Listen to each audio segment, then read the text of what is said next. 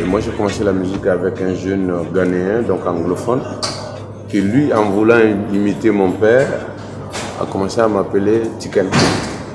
Au début je disais non, c'est pas Tiken, c'est Tieni. Puis après j'ai trouvé que ça sonnait bien et j'ai gardé Tiken. Et puis avant le Tiken, on m'appelait déjà Dja depuis l'école primaire parce que j'aimais beaucoup le reggae.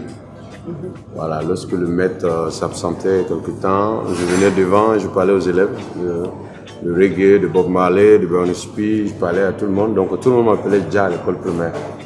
Donc quand le nom Tiken est arrivé, c'est devenu Tiken Dja.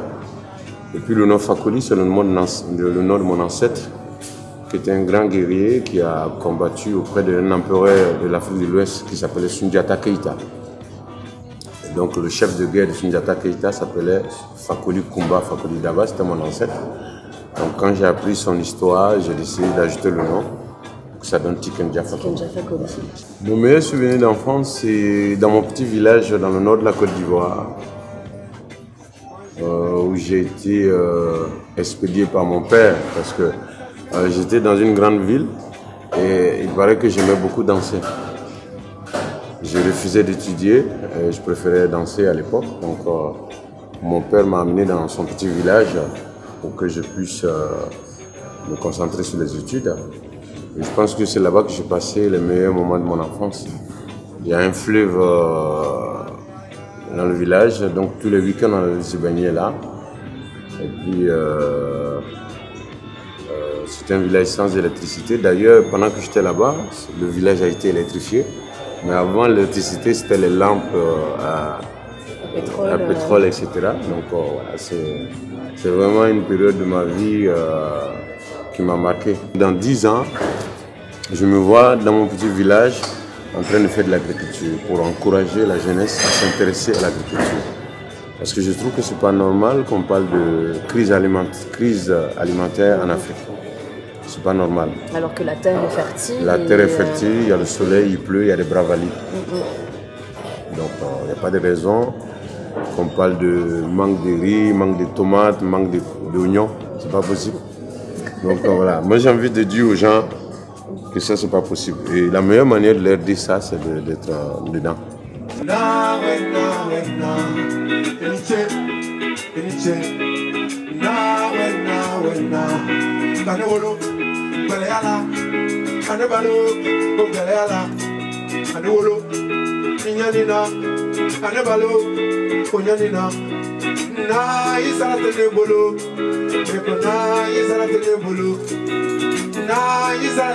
Je ne force pas les chansons.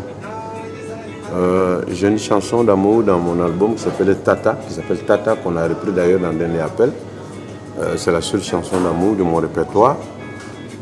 Mais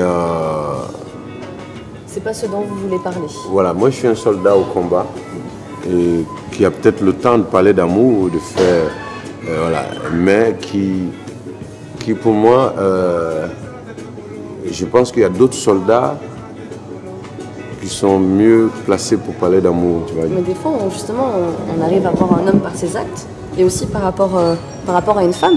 Donc vous, c'est quoi la chose la plus dingue que vous ayez fait pour une femme? Je pense que moi, je suis comme tous les hommes, on est prêt à faire, enfin, je fais tout pour, voilà, pour la femme que j'aime. Mais je pense que je suis un soldat au combat pour l'Afrique et que il y a des artistes qui sont bien placés pour faire des chansons d'amour.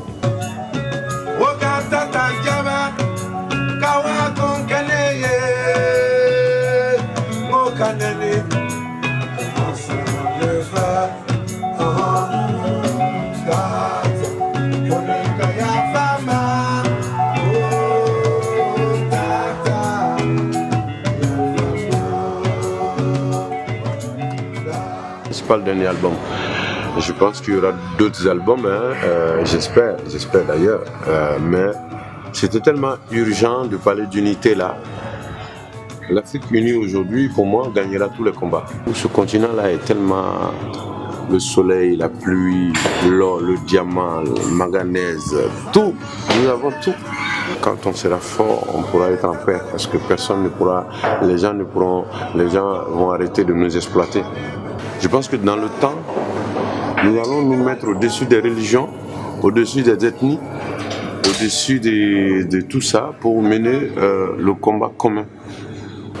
Nous devons tout faire pour garder ces ethnies parce qu'il faut que nos enfants et nos petits-enfants parlent de ces ethnies-là. C'est important.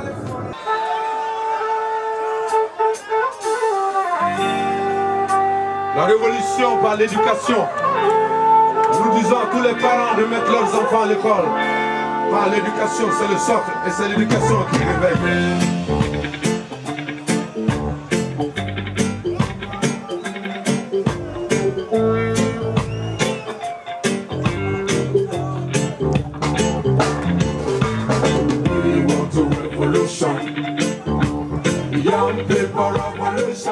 Si vous aviez un super pouvoir,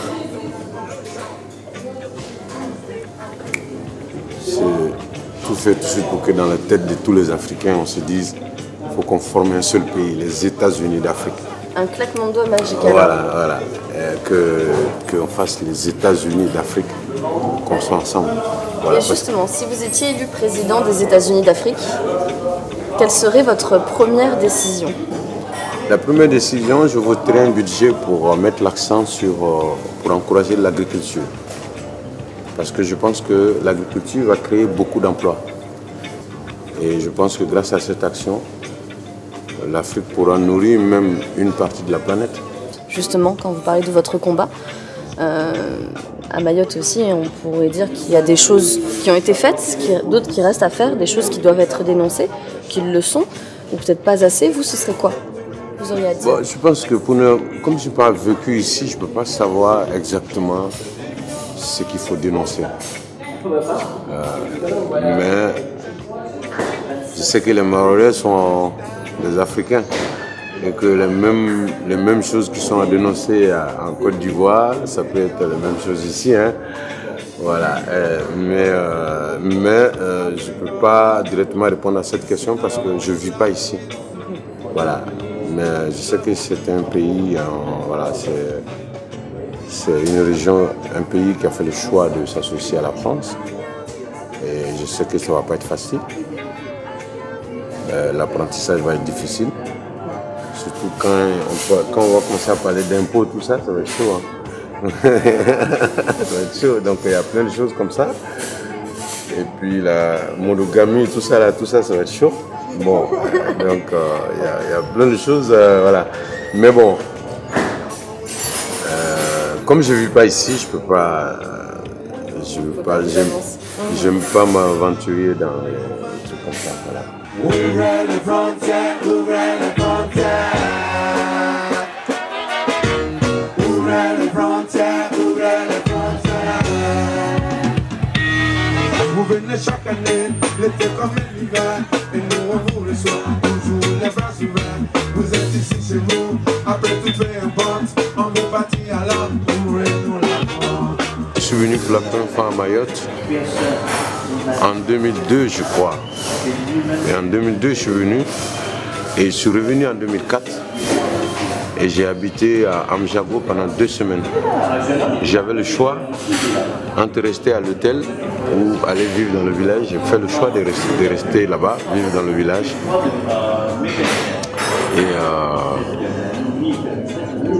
Et voilà, c'est une longue histoire. On a été toujours bien accueillis ici. Le public qui adore ce que je fais, qui suit mon combat et qui aime ce qu'on fait. C'est ce public-là qui me pousse à revenir à chaque fois qu'on nous invite. C'est pas la première fois que Tiken vient à Mayotte, c'est vrai, mais c'est pas non plus la première fois que Tiken vient dans la commune de Mtsamboro. Donc on se souvient de l'époque, il y avait les festivals à 100% pur jus, donc il était déjà venu dans la commune de Mtsamboro. Donc c'est presque un natif de la commune de Mtsamboro, c'est de la famille. Donc oui, c'est une grande affiche mondiale, on connaît tout ce qu'il défend. Et oui, et je le dis oui, il y en aura d'autres. Je lance un appel et qu'on soit accompagné dans tous les moyens, que ça soit financier, que ça soit, merci notre maire qui nous suit aussi, qui prend beaucoup de responsabilités sur cette organisation. Mais il faut que toutes les institutions suivent ces manifestations parce que c'est très important pour notre société, pour la jeunesse, pour la convivialité. Voilà. En fait, j'ai fait un concert, je ne sais même plus où, mais dans une ville de Mayotte. C'était complet. Et nous, on allait au concert et on voyait les gens revenir. Et moi, j'ai cru que le concert était annulé, mais en fait, c'est des gens qui n'avaient pas eu de tickets. Donc, c'était fou, quoi. Et ce qui marque ici, c'est que le public est très chaleureux. Le public danse, il chante, quand il connaît, il chante, il danse, et ça, c'est très fort. Qu'est-ce que vous aimez à Mayotte? Est-ce qu'il y a une chose qui vous a marqué et du coup vous êtes dit, ah, c'est la première fois que je vois ça? J'aime beaucoup le poulet braisé là, quand tu descends du bac là. De la barge? Du bac? La barge, voilà. Et voilà. Il y a le poulet braisé là, la première fois, ça m'avait marqué. C'est vrai qu'il y en a en Côte d'Ivoire aussi, hein, mais c'est très bon, j'aime beaucoup. J'aime le climat, j'aime la chaleur humaine, j'aime aussi le fait qu'ils ont gardé la culture, la manière de s'habiller, les femmes elles s'habillent comme à l'époque, donc tout ça c'est bien. Les salovas, tout ça, c'est vrai que c'est coloré. Hein. Ouais. Je tiens à dire que c'est important d'avoir